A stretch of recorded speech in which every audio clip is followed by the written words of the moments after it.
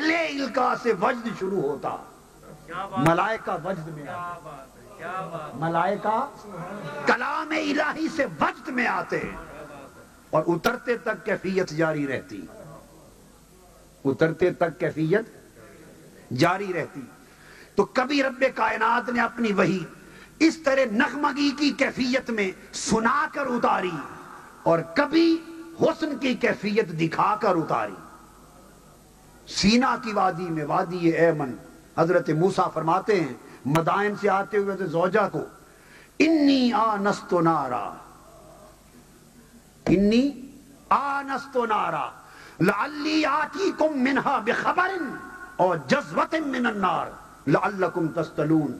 زوجہ فرماتے ہیں رک جا، ام کو سو ذرا رک، انی آنست نارا۔ مترجم ترجمے والے یہ کہتے ہیں کہ میں نے وہ ایک آگ پائی ہے، میں نے ایک آگ پائی ہے۔ میں نے اپنے ترجمے عرفان القرآن میں یہاں دو ترجمے کیے ہیں، تسلسل نہیں توڑا، ایک بریکٹ کے اندر ایک بریکٹ کے باہر، دونوں ملا کے کیے ہیں، مگر آنست و نارا میں نے ایک آگ پائی ہے۔ یہ جو آنست و آنسا کا لفظ ہے، آنسا اس کا مادہ آنسا ہے، الف نون سین، اور آنسا کا معنی یہ بھی ہے کہ وہ ایک آگ پائی ہے، یہ عالمانہ معنی ہے، اور ایک اس کا عاشقانہ معنی ہے۔ زوجہ رک جا، وہ ایک شعلہ بھڑکا ہے، میں نے طبیعت کو اس کے ساتھ مانوس پایا ہے۔ آنست، اس شعلہ حسن کا، اس شعلہ حسن کی طرف طبیعت کھچی کھچی جا رہی ہے۔ ایک انس کا شعلہ ادھر بھی بڑک اٹھا ہے، ادھر شعلہ حسن ہے، ادھر شعلہ عشق ہے، ایک انس کھینچے جا رہا ہے، ادھر طبیعت مانوس ہو رہی ہے۔ زوجہ نے پوچھا پھر کیا کروں؟ فرمایا ادھر بیٹھ، لعلی آتیکم منہا بخبر، اس کا بھی ایک ترجمہ سن لیا، عاشقانہ ترجمہ، بیٹھ، وہ حسن جس کی تلاش میں سرگرداں پھرتا ہوں، جس کی تلاش میں وہ مصر کی وادی سے لے کر مدائن تک اور مدائن سے لے کر وادی ایمن تک، ان وادیوں میں وہ حسن کا شعلہ، وہ حسن کا بیکر، وہ حسن کا منبع جس کی تلاش میں سرگرداں پھرتا ہوں، کبھی مصر میں، کبھی طور میں، کبھی مدائن میں، کبھی وادی ایمن میں، جس کے لیے سرگرداں تھا۔ آتیکم منہا بخبر، بیٹھ، شاید اس شعلے سے کوئی خبر مل جائے یار، شاید اس یار کی کوئی خبر لے آؤں۔ اور جذوۃ من النار، کچھ خبر مل جائے، اور وہ جو آگ بھڑکی ہے جذوۃ من النار، شاید اس آگ کا ایک انگارہ تجھے بھی لا دوں۔ ہائے ہائے، کئیوں نے تو لکھ دیا نا کہ ضرورت تھی، سردی کی رات تھی، آگ تاپنے کے لیے ضروری تھی انگارہ کی۔ بھئی تاپنے کے لیے ضرورت ہوتی تو ساتھ لے جاتے یا انگارہ لے آتے؟ ہائے ہائے، اچھا تاپنا کہاں ہوتا؟ وہیں جا کے ساتھ لے جاتے، ساتھ تو لے جا نہیں رہے، وہیں بٹھائے جا رہے ہیں۔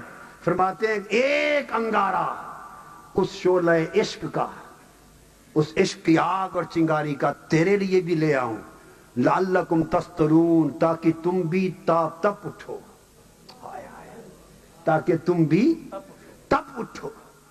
وہ آگ جو یہاں بھڑکی ہے وہ شعلہ تمہیں بھی لگ جائے، وہ شعلہ تمہیں بھی لگ جائے۔ اور رب ذوالجلال کی عزت کی قسم، وہ تپ اٹھی، وہ عشق کی انگاری ملی اور وہ آگ بھڑک اٹھی۔ جب طور سے پلٹے حضرت موسیٰ علیہ السلام اور تجلیات الہیہ کا پرتو ان کے چہرے پر تھا، صفاتی تجلیات کا انوار چہرے سے نکلتے تھے، تو طور سے پلٹنے کے بعد آپ نے اپنے چہرے پہ اونی سا پردہ کر لیا تھا، کوئی آنکھ حضرت موسیٰ کا چہرہ تک نہیں سکتی تھی، جو دیکھتا نابینا ہو جاتا۔ تستلون، عشق کا انگارہ ملا، تپ اٹھی تھی۔ ایک روز وہی زوجہ جو عشق کی آگ سے تپ اٹھی تھی عرض کرنے لگی، ہے حضرت موسیٰ، جس یار کا مکھڑا وہاں دیکھ کر آئے ہو اور جس حسن کی تجلیات کا پرتو آپ کے چہرے سے ہے، جی کرتا ہے ایک جھلک مجھے بھی دکھا دو، نظارہ میں بھی کر لوں۔ فرماتے ہیں کہ نظارہ کرو گی تو آنکھ چلی جائے گی، نابینا ہو جائے گی، آنکھ کو تاب نظارہ نہیں۔ فرمایا عرض کیا کوئی بات نہیں، ایک آنکھ بچا لوں گی۔ ایک آنکھ پہ ہاتھ رکھ لیا، حضرت موسیٰ نے پردہ الٹا، پردہ جو پلٹا، ایک آنکھ بچا لی تھی، پردہ اٹھنے کی دیر تھی، جلوہ یار تو ہو گیا مگر زوجہ موسیٰ کی آنکھ چلی گئی، ایک آنکھ چلی گئی۔ جب آنکھ چلی گئی تو معلوم ہے کیا کہتی ہیں، ہائے ہائے، عرض کرنے کی موسیٰ جو لذت آنکھ دینے میں آئی ہے جی کرتا ہے دوسری آنکھ بھی دے دو، ایک بار پردہ اور پلٹ دے۔ فرمایا پھر کیا ہوگا؟ فرمایا پھر کی بات پھر دیکھیں گے۔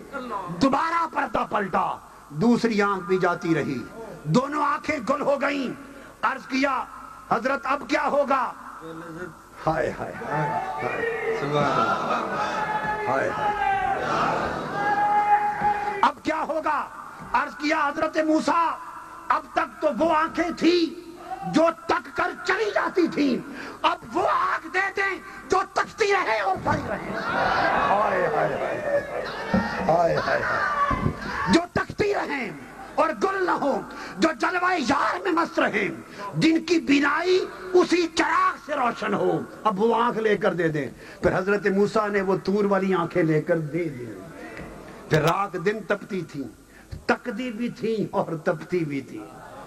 لعلکم تستلون، تو تکنے سے بندہ تپ اٹھتا ہے، ہائے ہائے، تکنے سے تپ اٹھتا ہے، اور جو تاپ بغیر تکنے کے ہوتا ہے نا وہ بڑا بیڑا غرق کر دیتا ہے۔ یہ بغیر تکنے کے بھی بڑے تاپ ہیں، یہ سارے رولے بن دیکھے کے رولے ہیں۔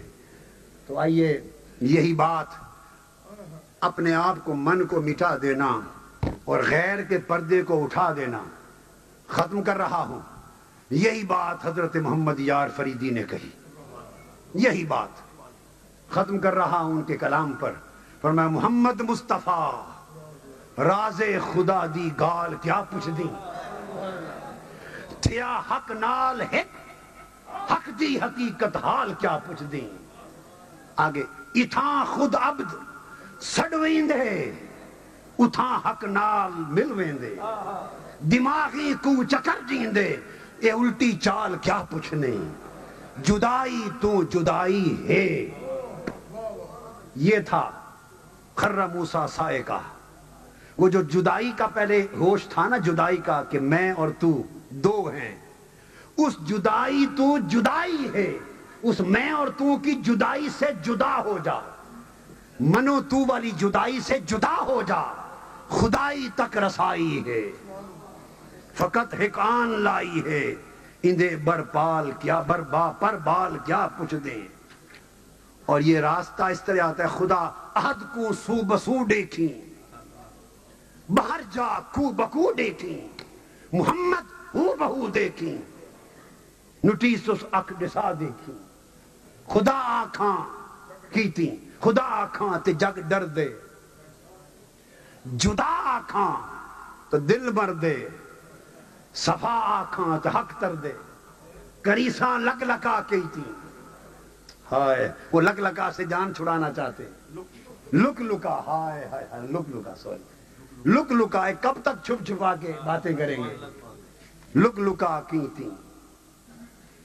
اور لک لکا ختم کرتے ہوئے کہتے ہیں فقہ اصول عقائد ٹھپ رکھ، متن متون فواہد ٹھپ رکھ، نقل نقول قصائد ٹھپ رکھ، ہک جانی چنگے مندے، ہک جانی چنگے مندے۔ یہ جو عرفاء اور اولیاء ہیں یہ ان فرقوں کو مٹاتے اور بندے کو مولا سے ملاتے ہیں۔